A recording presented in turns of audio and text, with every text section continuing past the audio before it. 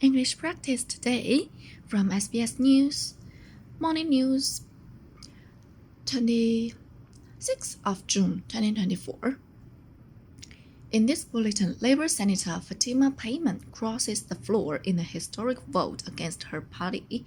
Violent protests erupt in Kenya following the approval of a new tax bill. And in football, Netherlands' failure in Euro in jeopardy after shock 2-3 loss to Austria. Labour Senator Fatima Payment has crossed the floor to vote against her party on a motion related to Palestinian recognition. The Greens moved a motion calling for the Senate to recognize the state of Palestine. Labour and the coalition both tried to amend the motion to add qualifications, but failed to support each other's attempts. Senator Payment says she voted in accordance with her conscience. Unfortunately, I was not joined by my fellow party members. What you just witnessed was the first Labour member to cross the floor in almost 30 years. My decision to cross the floor was the most difficult decision I have had to make, and although each step I took across the center floor felt like a mile, I know I did not walk these steps by myself. When the final vote came to the Greens motion, Senator Payment stood up and voted with the Greens and crossbench Senator Lydia Thorpe and David Pocock in support of that recognition. It's the first time a Labour politician has crossed the floor while Labour's in government since 1986.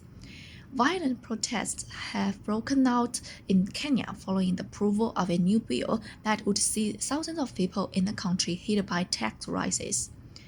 Police have shot at least 5 members of the protesters group after they stormed the Parliament building in Nairobi, with part of it being set ablaze, while hundreds of others are reportedly injured. Protests have also taken part in other cities around the country, with demonstrators clashing with police in what has been described as the most violent outbreak in the country in recent years. People are calling for the bill to be replaced and for the resignation of Kenya President William Ruto and his government. Mr. Ruto says the people have a right to be upset, but the importance of the protests was undermined by members of organized crime. An otherwise legitimate expression of the fundamental rights and freedoms of assembly, demonstration, picketing, and petitioning of public authorities by a section of law-abiding citizens of the Republic of Kenya was infiltrated and hijacked by a group of organized crimes. WikiLeaks founder Julian Assange will be free to return home to Australia following his sentencing in the U.S. territory of Sabine.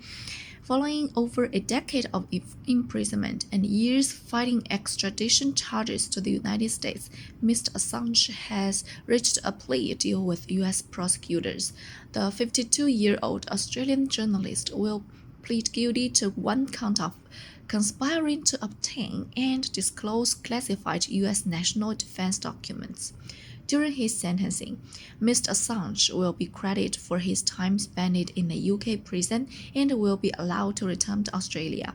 Executive Director of the Electronic Frontier Foundation, Cindy Cohen, says the persecution should not have happened in the first place. And we shouldn't forget that the original leaks that WikiLeaks put forward about the war were evidence of a war crime and the shooting of innocent people in Iraq. Now, this is not the thing the US government should be using the Espionage Act for. That is not what the Espionage Act is supposed to be about. It's supposed to be about spies. It's not supposed to be about people who tell you and me and how our tax dollars are being spent. Orthodox Jewish men will now be drafted for military service following a ruling in Israel's Supreme Court. Previously exempt from the draft, which is compulsory for most Jewish men and women in Israel, the ultra-Orthodox will now be expected to complete the 2 to 3 years of compulsory military service with everyone else. Politically powerful ultra-Orthodox parties are key partners in Prime Minister Benjamin Netanyahu's coalition and oppose changes to the current system. These changes may prompt their departure from the coalition.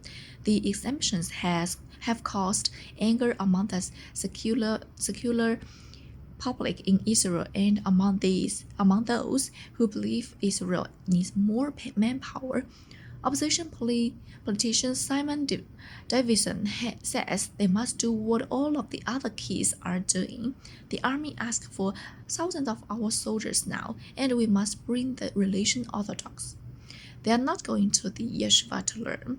They must go to the army and do what all the other kids in their ages are doing.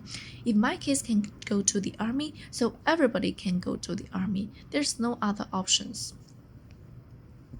In football, the Netherlands have fallen victim to one of the biggest upsets of the Euro 2024 so far, losing 2-3 to Austria, who claimed first place in a group that also included two 2022 World Cup finalist France. The Dutch were forced to equalize twice after falling behind as many times, but had no response for Austria's third goal, scored on the 18th minute by Marcel Sabitzer, falling to third place in their group. France have taken second place after being held to a 1-1 draw by Poland, who finished fourth and was eliminated. The Dutch still have a good chance of advancing as one of the best third-ranked teams, but will now be forced to go up against a much tougher opposition in the round of 16. And that is all from this podcast news and of this practice.